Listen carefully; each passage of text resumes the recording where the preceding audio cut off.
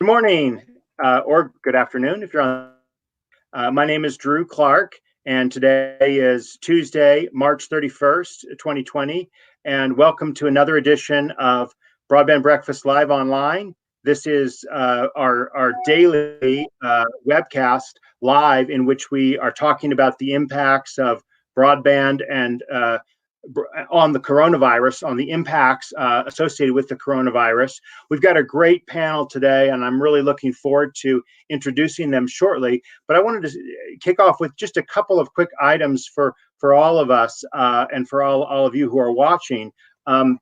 This is we've done almost a dozen of these editions since the start of since the middle of the month, and effectively the nationwide lockdown and attention to the coronavirus and how it's just changing so many aspects of our daily lives. And we wanted to do this as a way to kind of get people in the broadband community talking, sharing experiences. We've talked about issues with bandwidth. We've talked about policy issues that the FCC could be doing. We've talked about teleeducation. We've talked about telework. We've talked about, and we'll talk today more about the digital divide and the crucial importance to having universal broadband access as a way to ensure involvement in our nation's life at this time when we're all social distancing, we're all apart. With that, I want to lead into a great panel, but I will mention that we said from the start we do this every Monday to Friday during the month of March, and with March coming to an end and the kind of hunkering down, settling in, we're going to step back a bit and go to a weekly basis. So not tomorrow, but a week from tomorrow on April 8th, we'll begin doing this on a weekly basis. Still, Broadband Breakfast Live Online. We'll still be talking about broadband and the coronavirus, but just at a little bit less frenetic a pace. But we are so pleased to have the panel we do have to kick off our discussion about the vital importance of universal access. And we've had one final thought before I bring them on. We've had people from all different stripes, providers of broadband service, users of broadband service, policy advocates, government officials. We had FCC Commissioner Brendan Carr on. And we want to, as we change our format a little bit, continue to have this rich diversity of individuals and organizations participating. And I really can't think of a better group of people to have to discuss this topic. And so I'm going to go ahead and put us all live here. We're also pleased to have Ben Bawtree-Jobson of Sci-Fi Networks. Ben, I don't see a video stream from you. Can you hear me? Let me just make sure we got an audio check there. Yeah, I can hear you loud and clear. Okay, very good. Well, if you are able to get a video, it'd be dynamite. But we understand if you can't. We're also super pleased to have Gigi Sohn. Gigi is a senior fellow, as I understand it, with the Benton Institute for Broadband Society, and she's also a visiting lecturer at Georgetown University. And she's just kind of the knowledgeable person. I mean, the expression around Washington is, kind of a wise old man. I don't know if I should call you a wise old woman, Gigi, but you are just, the best for knowing what's happened and what's gone on and what is going on in this space right now. And then we also have Chris Mitchell of Institute for Local Self-Reliance, Muni Networks. Chris is just a true hero of mine for all the work he does at the Institute for Local Self-Reliance. I tell him every time I see him, I love the podcast. And I'm so pleased that I get to have, someone whose podcast I listen to religiously on and sort of maybe turn the tables just a little bit. I have a unique method of listening to your podcast, Chris, every month or so when I go on a long bike ride, like in the foothills of the Utah mountains here. I'll load up all the issues and I'll listen to like the last 5 podcasts that I've missed. So that's and I've just gotten my fix. So I'm really psyched to be able to have you to discuss this key topic. So with that, let me go ahead and let Gigi talk a little bit. You've just kind of covered this area so extensively extensively. Talk about some of the issues that we're experiencing right now because of a digital divide, a homework gap, lack of universal access, however you would like to characterize it. What are the issues we're facing at this moment because of our problems in broadband access and availability? And make sure to unmute yourself, Gigi. I keep unmuting myself and then you keep muting me. But in any event, first I want to say hi to everybody. Hey, Ben. I want to say hi to everybody and hope that everybody's doing well at a really, I can only consider this time surreal. I hope everybody's staying healthy and staying home. So look, it's really unfortunate that it's taken a national emergency, a worldwide pandemic for people to realize how many people don't have access to broadband internet. And, you know, the numbers vary. I testified in front of Congress 2 months ago, almost exactly 2 months ago, and using census data found that 141 million Americans are not online, including up to 12 million school-age kids. So my daughter is downstairs right now, online, using, conversing with her teachers, doing her homework, uploading her homework. If you don't have that connectivity, and she actually happens to go to a school where there's a lot of kids who are low to middle income, you can't do your homework. So you're already behind, right? Being a poor person in America, you're going to fall further behind. Maybe you're going to have to go to summer school when my daughter goes to camp, because you can't do your work. And in fact, in Prince George's County, which is right next door to wealthy DC, the entire county decided they could not do online learning because so many kids do not have the internet. So, for schoolwork, it's absolutely necessary.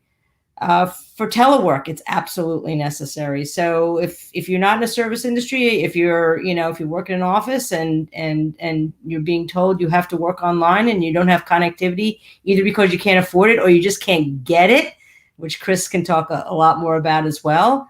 Again, maybe you don't get paid, maybe you get laid off, or maybe again, you fall behind. And then thirdly, look, I've been spending a lot of time, as I don't know if you guys have, just setting up teleconferences and touching base with my friends and family. We had a Sohn family reunion last week, and I'm actually getting together with some of my friends from the Ford Foundation who I haven't seen in like 15 years later on today. It's the way that you can stay connected and stay safe. And if you don't have that lifeline, a lot of older people, for example, who can't go out for any reason, this is the only way they can stay connected. And if they're not connected, they're really, their social life is just going to go down the drain. So I think what this whole pandemic has shown is that you must have broadband internet access to participate in our society, in our economy, in our culture. We've known this for many years, but I think the press and the American people are finally figuring that out. So Gigi, we've talked a little bit about kind of emergency measures and in different episodes of this that the FCC could take or has taken. But could you just speak to both the short to medium term fixes and the long-term fixes? What do we know now that maybe we didn't know 3-4 weeks ago, and how that kind of changes your view or should change people's view of what needs to be done about this? Well, I think we've known it for a long time. I just think that everybody else now is waking up to it. Look, I think in the short term, I do give credit to the carriers who are expanding and making less expensive their low-cost broadband programs. I rarely call out Comcast for a compliment, but I'll give that to them. And some of the other carriers are doing the same.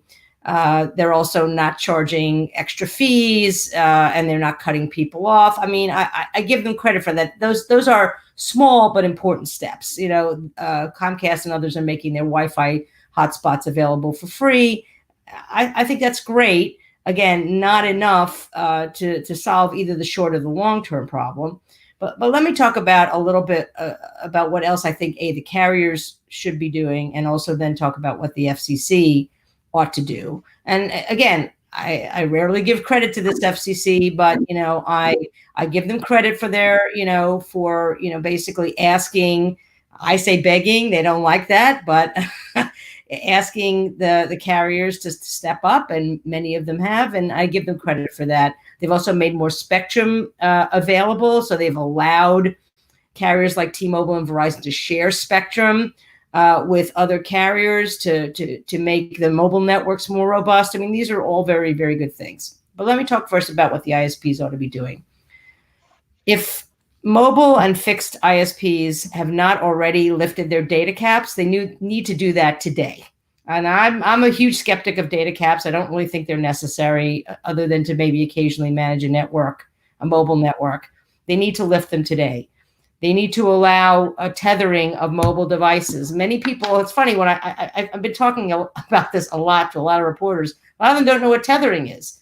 So basically, if I'm not in my house with Wi-Fi or somewhere else with Wi-Fi, I can connect my computer, which is down here, to my cell phone. Well, not every carrier allows that. Well, you need to allow that, and you need to allow it, again, without caps. And again, every carrier, fixed carrier that does not currently have a low-cost broadband plan ought to create one, and particularly if you're a carrier who gets millions of dollars from the government to build your networks. I think that is at the bare minimum something that you ought to do. So that's number one. Let's talk about what the FCC could be doing. And here's where I'm in a camp with Commissioner Rosenworcel and Commissioner Starks, the two Democrats. The FCC can today make E-rate funds, and that E-rate is the subsidy program for schools and libraries, can and should waive its rules to make funds. And my understanding is there's over $1 billion left over from last year's funding for mobile hotspots, for Wi-Fi enabled devices, and for connectivity. Now, the reason that the chairman is balking is because the law, the Communications Act, says that those funds only go for connectivity in the classroom. Well, what is the classroom today?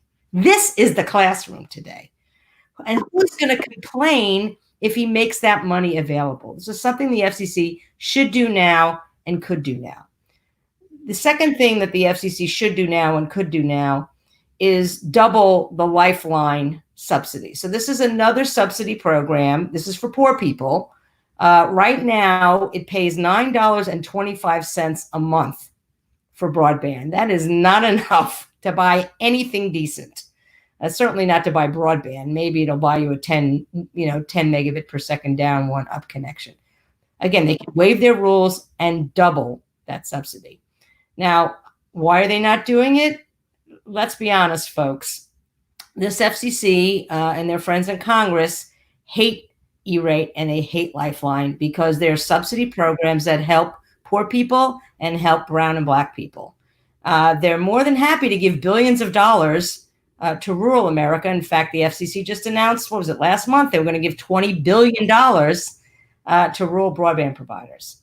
So I've spoken too long already, but this is to say that while the FCC has done a lot, and I give them credit, they have suspended some of the hurdles in the Lifeline program, some of them they put in there themselves.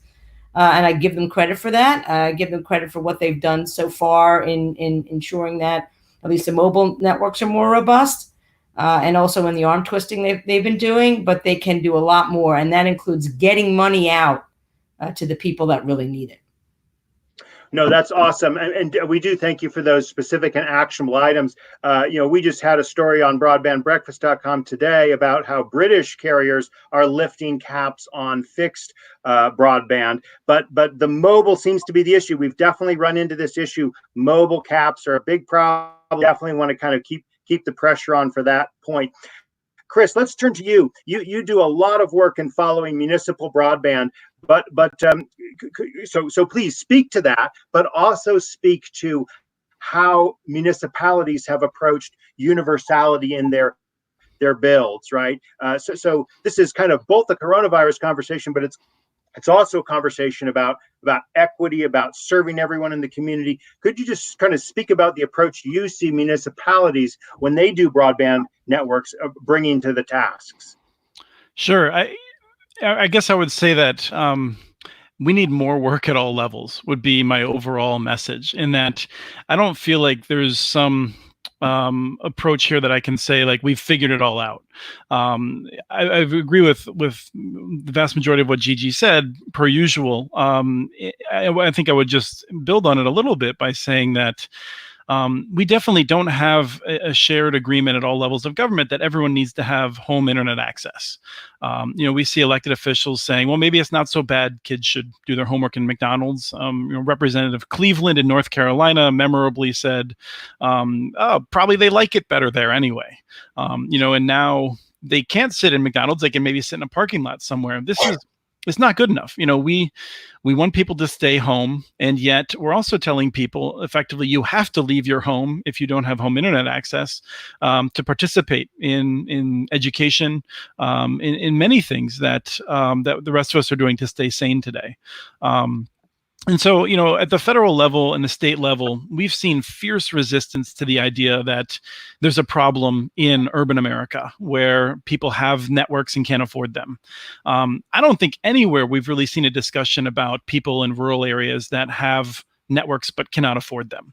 No one's really talking seriously about how to make sure that everyone literally can connect in their home and get past all of the hurdles. And so that's a challenge. But in my work with municipalities, I think that's where we've come closest. I think that's where local governments have I think that's where government has done the best, where local governments have stepped up and tried to connect everyone.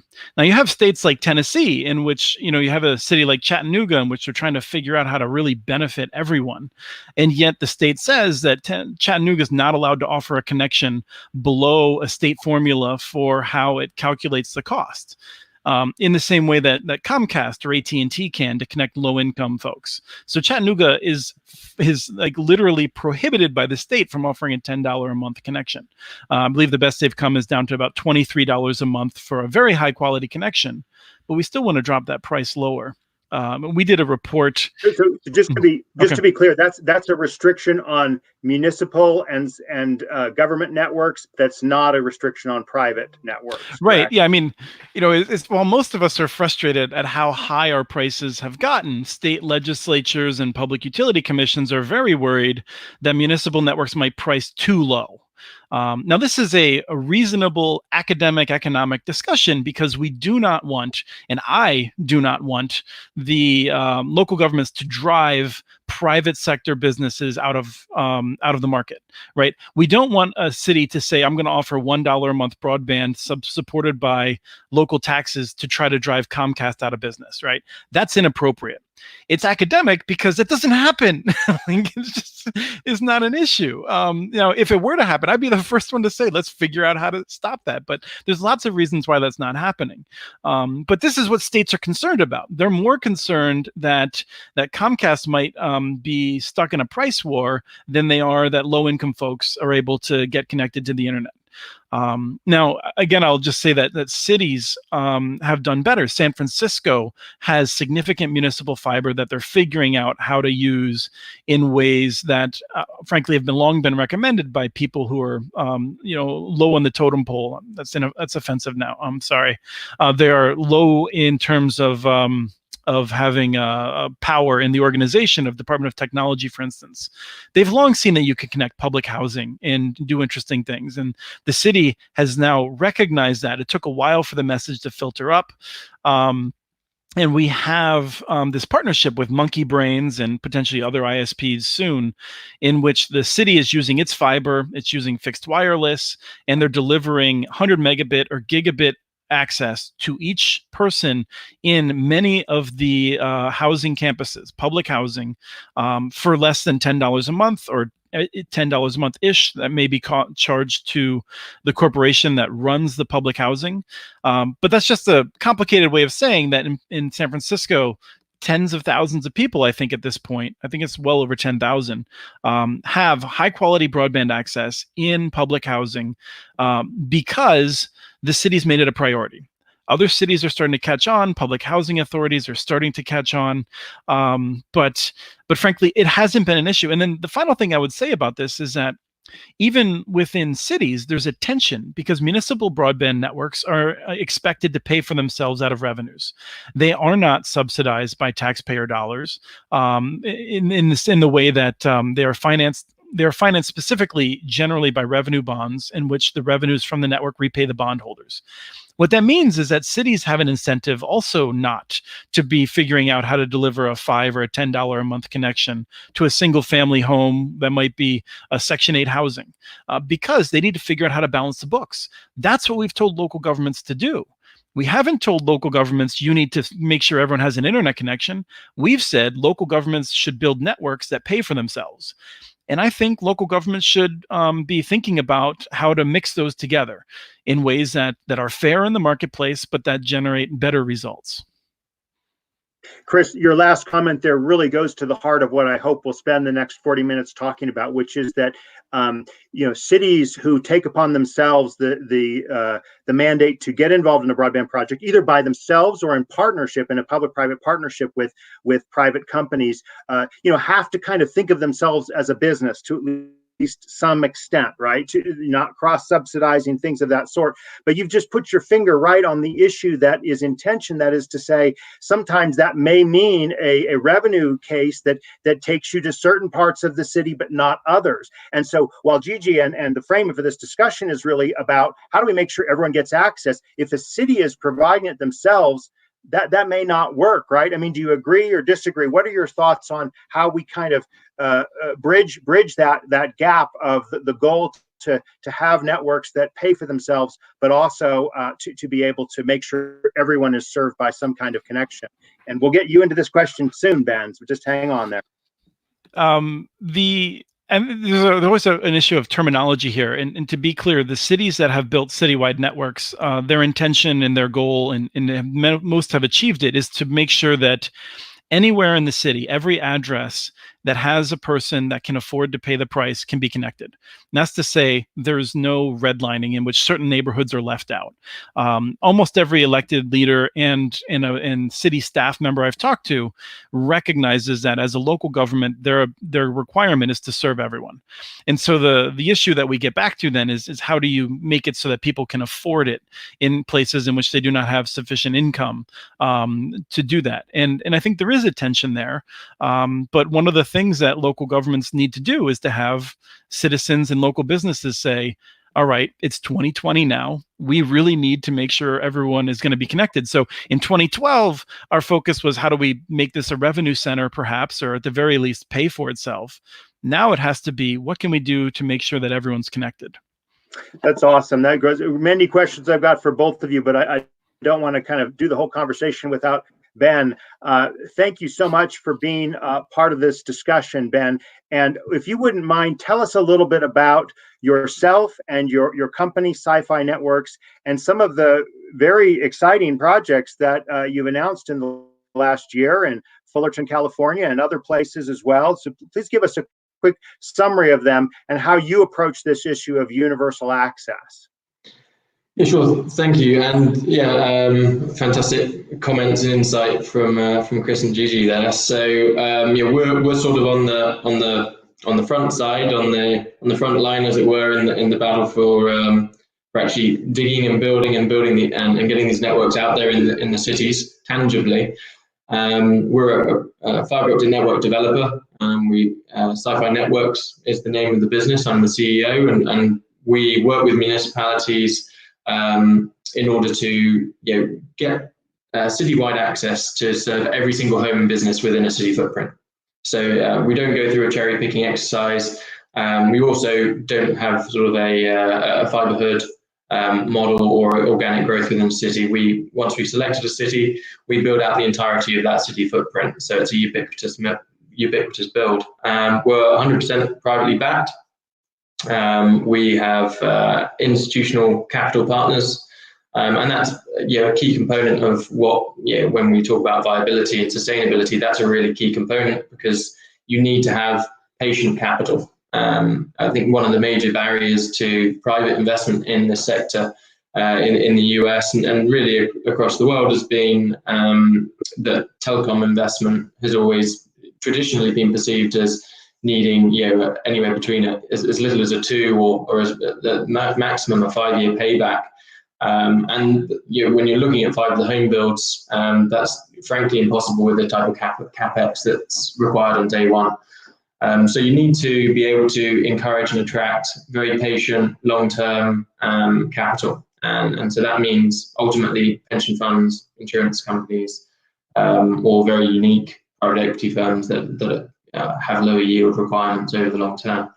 So we put together these deals where we build out the entirety of the city and we wholesale access. So we don't want to be the service provider. We're not good at that, and we don't believe it is the best for the consumer, for the owner and operator of the infrastructure to actually also be providing the end services across it. We've seen the models be successful throughout Europe. We've seen some success, although on a far more limited scale here in the US and to date. And we're here for bringing a bit of a new wave in terms of these independently operated networks now here in the US. We've started our first build in Fullerton. Let me pause you there for a second. Sorry, yeah. Ben, let me just stop you for a second. We'll come to some specifics, but just clarify for our listeners. You've said two things that maybe don't compute for a lot of people, but hopefully, you and the rest of us can help elucidate this. One is your private company, all private capital, no government or other funds that you receive. And two, you said you work with cities, right? So could you talk about the kind of the partnership component, if there is a partnership component in bringing this wholesale or open access model, it's sometimes called, to more cities around the United States? Yeah, certainly. So partnership is probably overstating the relationship with the city, although I believe from a legal perspective, but it's certainly a partnership in terms of the teams working together to get through understanding technologies and construction methodologies like microtrenching or expedited permitting in order to make these builds, which need to be very large scale in order to make them, in order to make the economies of scale work, and also to enable a smooth and less inconvenient construction process for residents within the city footprint as well. So when we look at a city, most of our cities that we work on are relatively small. They're between the smallest we're working on at the moment is about 15,000 homes up to about 150,000 homes. So we'll go into the major metros. We think the tier 1 ISPs are doing a half decent job in those environments, and certainly very competitive with multiple telcos or cable cos in the tier 1 markets. It's really when you get to more sort of tier 3 cities, suburbia, and then into rural markets where we believe that the best opportunity is. Rural for us probably means a little bit different to rural for Chris or Gigi. But there can be hybrid approaches where the private capital coming in is more expensive than municipal capital. Everyone knows that. But there could be hybrid approaches where you can use private capital to build out a good majority or a core of a rural community, and then you'd require subsidy to get to the rest. Now, whether that be through local government, through municipal bonds, or whether it be through state or federal funding to help support the fringes of the community that can't get connected. That's where we can see some growth in the rural segments in years to come. But at the moment, for us and on our projects that we have slated at the moment, it's 100% private funding going into these markets. Great. Let me just specifically ask, Ben, what is the role of the universal build? Why is that an important component for sci-fi networks to have a kind of a commitment to build 100% of the particular city? Well, it's twofold really, or threefold. One, sort of philosophically, as a business, we don't want to leave any corner of a city with the digital divide where they can't gain access. We want to ensure that everybody, no matter your demographic, can gain access to this network. We think that is an important message for us to be able to deliver a community that when we go to that community, regardless of where you are, you're going to have access. Secondly, economies of scale. I'm building down thousands of streets within this community. Why would I preclude half a dozen streets that might be in a difficult neighborhood, and give them an opportunity to get online, gives them more opportunities to develop. And then that community, when you look over it, and then lastly, when we look at development across our investments, we're looking, as I said earlier, we're not looking at 5 years, we're looking at 35 years, we're looking at 50 years. So what are the opportunities for that part of town to progress, if they're not connected to this? And so by giving them that connection, that enables potentially development, more opportunities for that area to grow and develop into better, stronger communities for the people in that area. So that's sort of a triple approach for philosophical, commercial, and then so philosophical and practical reasons. I'd love to get, Chris, your take on the particular elements here of open access and municipalities, and how that gets to kind of having broadband capacity. Again, you follow hundreds of communities, Chris, and I'd be interested in your observations about does the open access mix and match with municipalities? What's your perspective you bring to some of the experiences Ben's speaking about? There's so many different directions I could go on that, Drew. And as you know, I'm very passionate about open access. Not quite as much as you, perhaps, but I'm very supportive. And I love what Ben's doing with Sci-Fi because of the way it's opening the market for open access and proving it out. Cities were some of the earliest open access networks for fiber, for citywide fiber networks. A lot of the early ones were open access, in part because many of them were in Washington State, where the public utility districts are required to be open access. I think we've seen a lot of success there. There's still issues that need to be resolved, but one of the things that we found is cities moved away from that because of the pressure of having a network pay for itself and have different providers on it sharing the revenue. And I think there's reasons that we've found ways of not having that be a major problem now. But at the same time, it comes back to this issue of, if we expect networks to fully pay for themselves, the people who are running those networks are more likely to choose models that have a history of paying for themselves. And so we need to think about the incentives there. But one of the things that I'll throw in that I think is very related to all of this is that one of the things I like about open access is that it gets us away from just thinking of a big pipe for internet. And we can think about specialized services that are competing. And that's to say, you can imagine, and actually we are seeing some services that are on open networks that will deliver telehealth. And this is important because the cost of connecting rural homes to fiber may be, $3,000, $4,000, $10,000 per home of one-time cost to connect them. But in the hospital world, a bill of $10,000 is a celebration. That's low. I mean, you get a bill from the doctor for $2,500. Generally, you're thinking, "Oh God, it could have been so much worse." And so, if we can get some of the savings from medicine into telehealth, and so that telehealth helps to pay for the fiber connections, there's so much money there. And that's just one of multiple different applications that can really save money and help to build these networks. We saw this years ago, decades ago. People suggested that the ability to manage our electricity on using broadband would allow us to manage demand such that we could avoid building billion-dollar electric power plants or multi-billion-dollar electric generation plants. There's real money that can be avoided with high-quality networks, and I think open access helps to get us there by providing incentives for people to develop new applications that use the network in innovative ways that result in cost savings elsewhere. And the trick is just to figure out how to make sure those cost savings then help to build the network.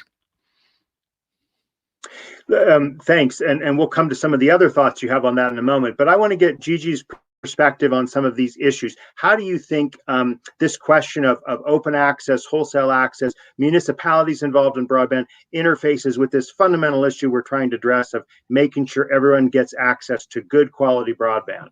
Well, look, I don't think I could say it any better than Chris or Ben.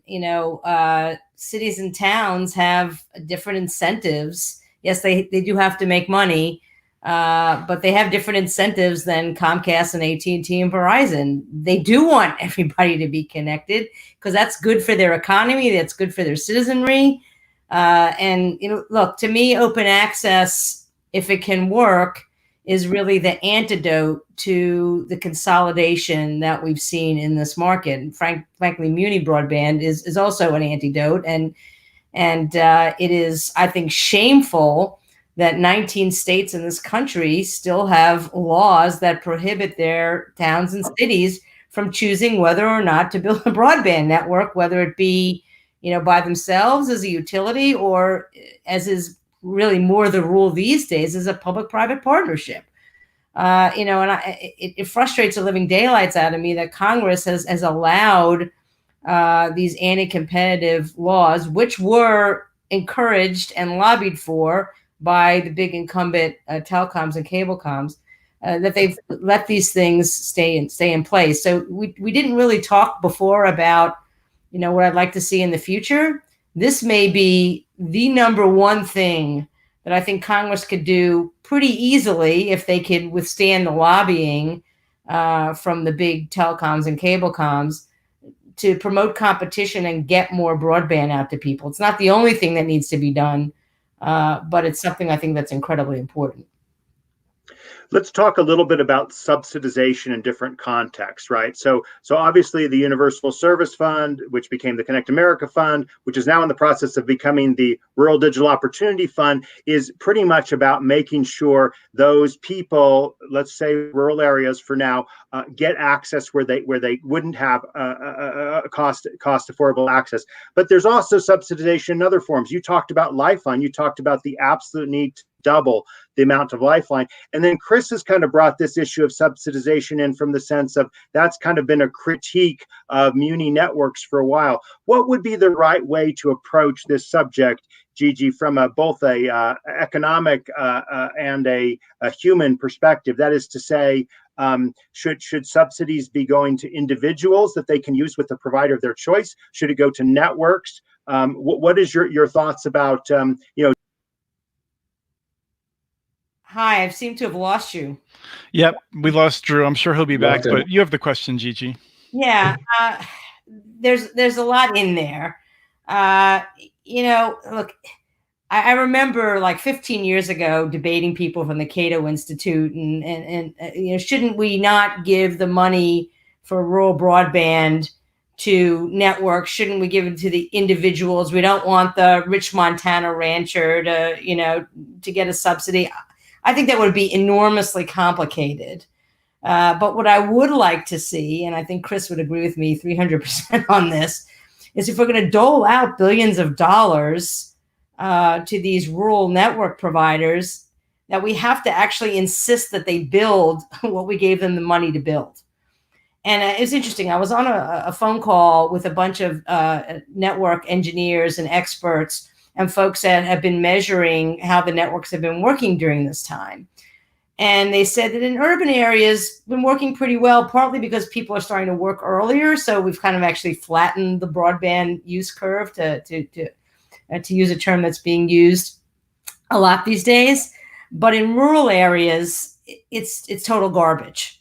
Like, the networks are performing really poorly. And that's because the government has doled out billions of dollars without doing any kind of look back, without demanding almost anything from these carriers. So if we are going to continue to give money this way, and as I said before, the FCC's newly named Rural Digital Opportunity Fund is going to dole out $20 billion, we have to actually demand that the recipients build what they promise they're going to build, or we should ask for the money back. It's our money. It's taxpayer funding.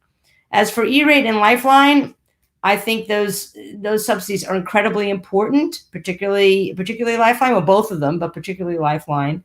And the subsidy for Lifeline, as I said before, is way, way too small to really bring the kind of fixed broadband that people need. Mobile broadband, mobile connectivity, mobile wireless is not broadband, even by the FCC's definition. I don't want to get into 5G unless you want to, Drew. It's not here yet. We don't know what it's going to cost. It's not going to be in rural areas. We know that already. So I think these subsidy programs are really important, but I think the most important thing is that Congress, has got to make a big bet. Whenever they have that infrastructure bill we've been waiting for 3 years, they've got to make a big bet on broadband, and it's got to be, we've seen the numbers from the different candidates. I think it's got to be at least $80 billion if we're going to, build the kind of infrastructure we need and make sure that everybody is connected. Chris and Ben, what's your perspective on this question of the right venue and focus for subsidization? Where is it necessary and what vehicles should be used? I guess, Chris, I'll just one stab at it. I'd say when subsidization comes in like that, as we've seen in other parts of the world, it's really important that it isn't done just for the benefit of one private organization, really. And what I mean by that is, obviously, I've got a preference towards our philosophy of having an independently operated network, but I think that's really where it needs to be to enable long-term competition. Otherwise, even when you are, say, subsidizing a rural build, if that's going to one ISP, ultimately that's going to be a monopoly in years to come. And whilst they might be connected, where's then the price controls coming in the long term? They've still got to put in private capital. It's probably not going to pay for all of the build. The private company is going to want to be able to making a good return, evidently, off their money. So then what's the incentive in terms of long-term customer service and products and other innovations that ISPs need to bring to bear? And the only way you can really long-term protect that is by competition, and allowing on those that natural market to exist. And that's really what we're benchmarked on trying to encompass in every city that we go to. But I'd say that would be the thing the one point that I'd have on any subsidization coming in is that it should always enable long-term competition. Ben, have you experienced subsidization in other countries? What's your experience in looking at other UK or the continent, other ways that they've approached their universal service needs? Yeah, so one easy example is, and it's a funny one. There was must be a decade or so ago now. I'm getting old. The British Telecom, as you know, are the main network owner in the UK. Was privatized, and they control most of the network out in the UK. Mainly old copper lines that have been around for 100 years. Now, there are negatives to this process that they went through, but ultimately the government came in and said we'll offer a third of the funding required to get speeds up to 75 meg was the prescribed target. And local government would also need to provide a third, and then the private company that was successful in the bid would need to provide a third as well. So a true public-private partnership to improve internet connectivity. It would have to be open access, so but that was BT's modus operandi anyway, due to the public intervention.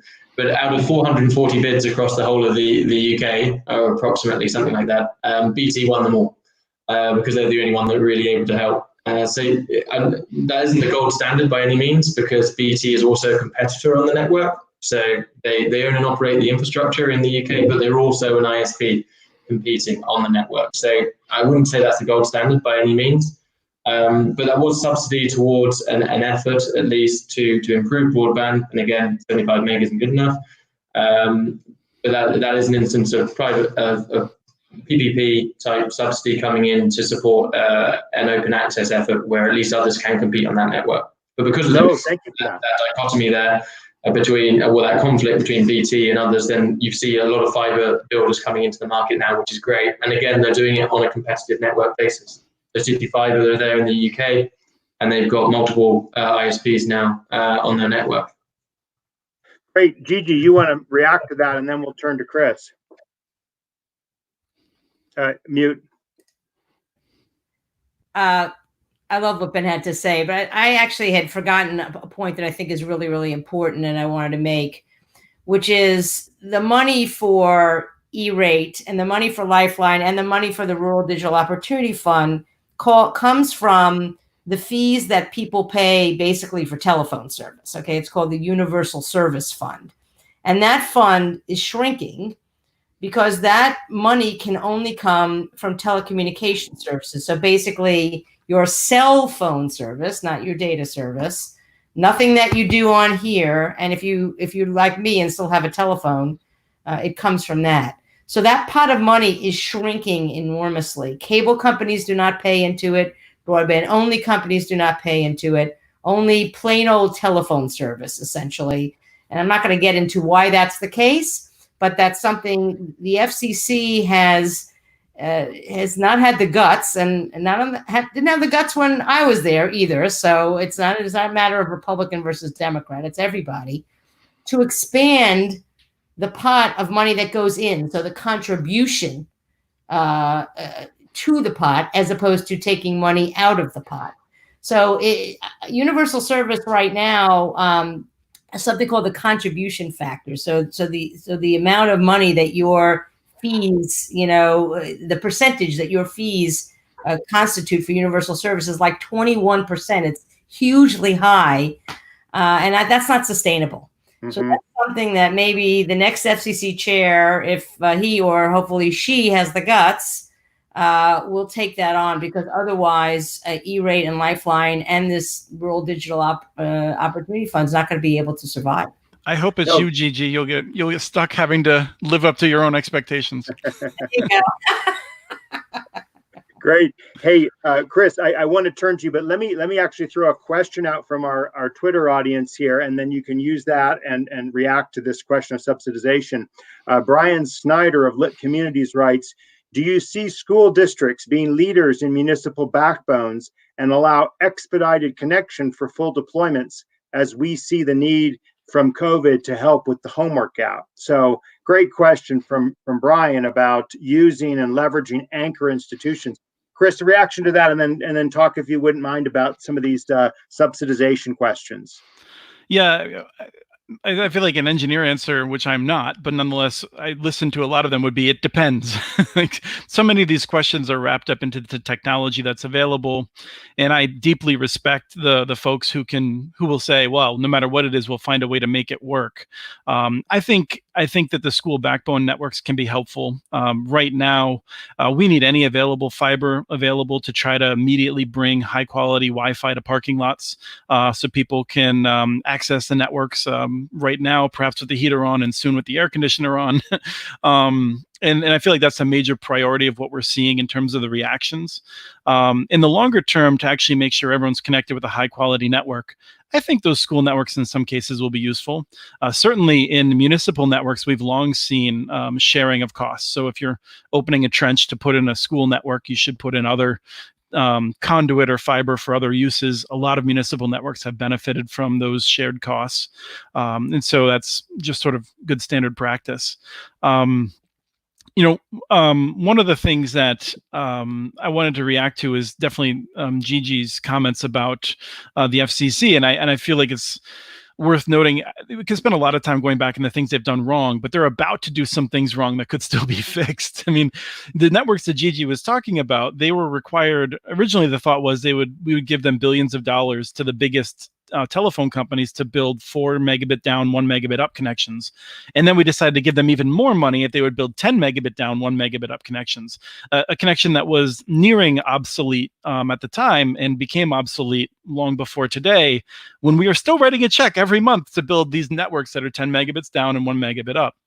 The FCC is going to give out this $16 billion. And frankly, if you want to learn more about that, Community Broadband Bits on Thursday should have John Chambers, my interview with him, talking about the rural deployment, the Rural Digital Opportunities Fund.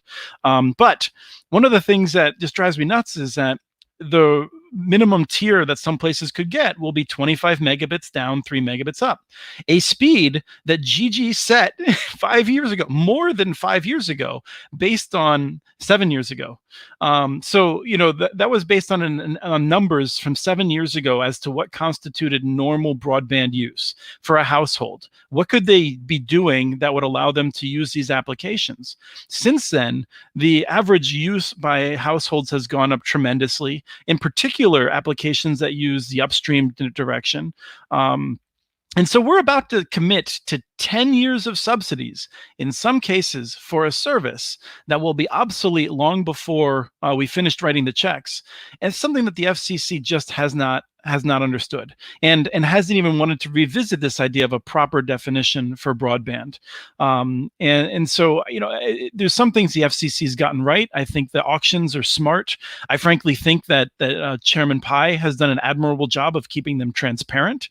And so this isn't a matter of me just looking for ways to pick on this FCC, but this is a really bad decision that we're looking at that's going to really harm rural America.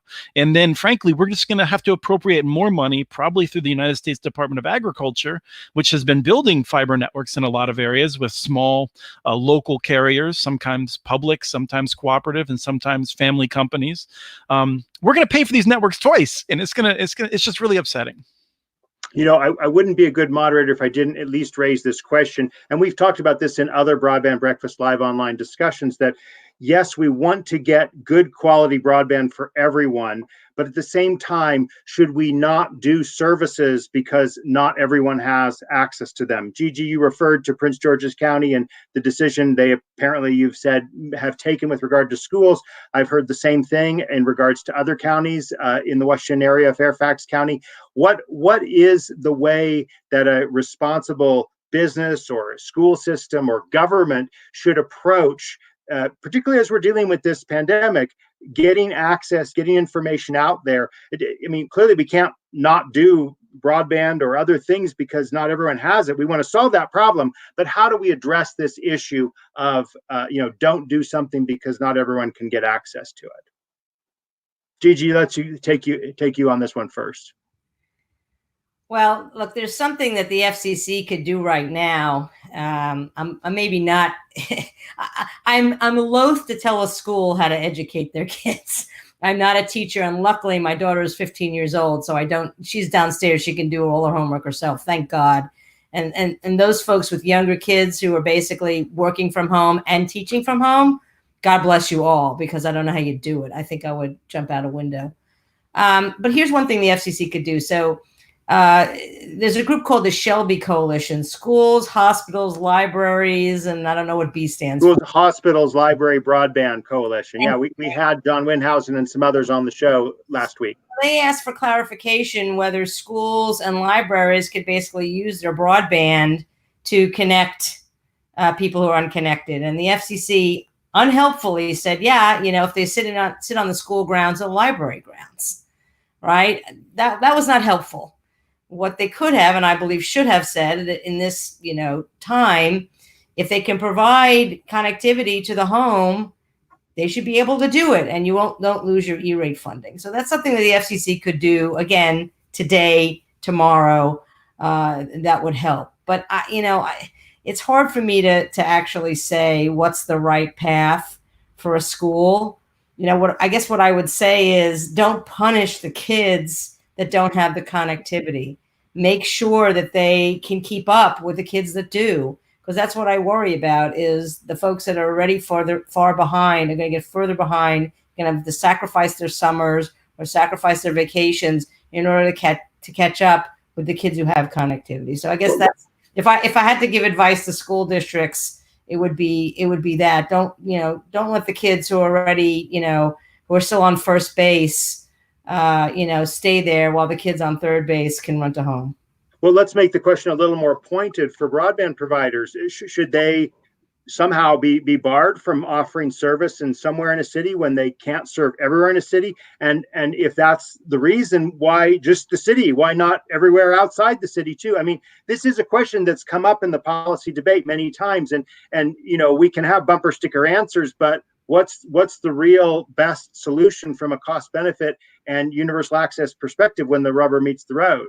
Yeah, I mean, I've been anti-redlining for as long as I've been doing this work.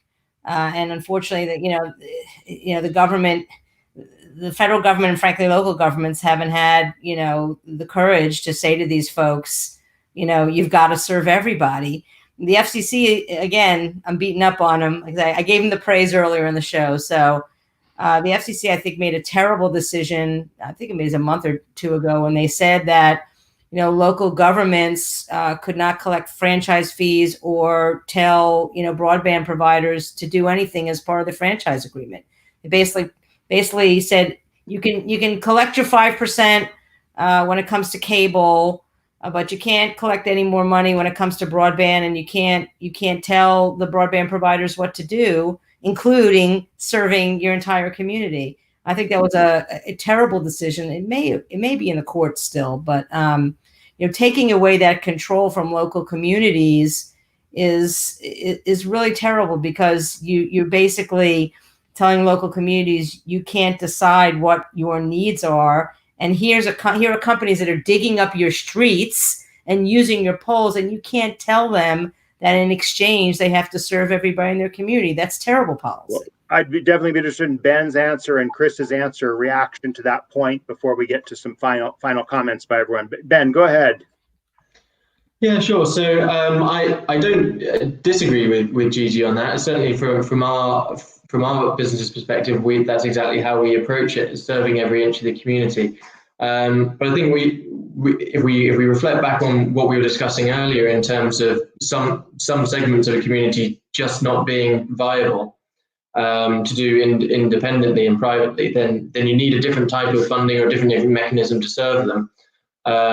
And so, should they not build out 95% of the city for the 5% in some situations? And then, how do you, again, maybe it is a local decision at that time as to, can they put some sort of incentive as a local government, or give a time frame to allow them to get to those other parts of the community? Yeah, but it is so bespoke from city to city. But if I'm trying to think from other people's perspective that are privately investing in this, I imagine, getting them to invest in the entirety of some of the communities would be really challenging. But at the same time, even building in, say, 30 or 40%, that's the worst case scenario. You have a private company come in, they build out the 30, 40% that's most desirable. It then ruins any business case for the 60%. It's really challenging. But I think that there has to be more control afforded to local authorities to make those decisions. So you're another vote for local control. Sounds like we've got a theme here. Chris, your perspective, and then we'll go for closing comment. Shocking, local control. Institute for Local Self-Reliance. There are some people, and I would never put Gigi in this category, because I know Gigi has very thoughtful feelings on this, that you have this sense like, oh, we can require Comcast to build out to everyone. And sure, I'm very happy to do that. Comcast has the reserves. You have a small local company that's trying to build out, and they're not sure where their business is going to go. They don't have access to the financing. I don't feel right about having that same requirement necessarily on them. And ultimately, I think if you look at where New York City ended up with their plan for a municipal backbone, a municipal middle mile network, it's very intelligent to create different business models for different kinds of networks to enable more investments. And so I would come in against a mandate for 100% coverage, because I would like to live in a world that has overlapping networks in which everyone has a choice. And this is where it comes down to me. I think local governments need to step up. The private sector didn't want to electrify everyone, didn't want to build roads everywhere, doesn't want to provide water infrastructure everywhere. It's very common for essential infrastructure to have this problem, in that we want to make sure everyone has access to it, but there's not a business model that is profitable to meet everyone. So we need government to step up. And what we've mostly seen at the local, state, and federal level is elected officials talking about how important broadband is. And I've said this many times. They'll say, broadband is so important. It's essential for our education. It's essential for jobs. It's essential for civic life. And I'm not going to spend $1 on it. Or I'm only going to spend $1 in the most limited reasons, and we're only going to put $20 million a year toward a $2 billion problem. We need elected officials we need to hold their feet to the fire. And whether it's, net neutrality has been popular, or this issue of broadband access to everyone and affordability, elected officials need to lose their jobs when they don't get it done relating to broadband. Right. We've not seen that so far. That's what we need. We got about a minute left. So final thoughts, Gigi, Chris, and then Ben.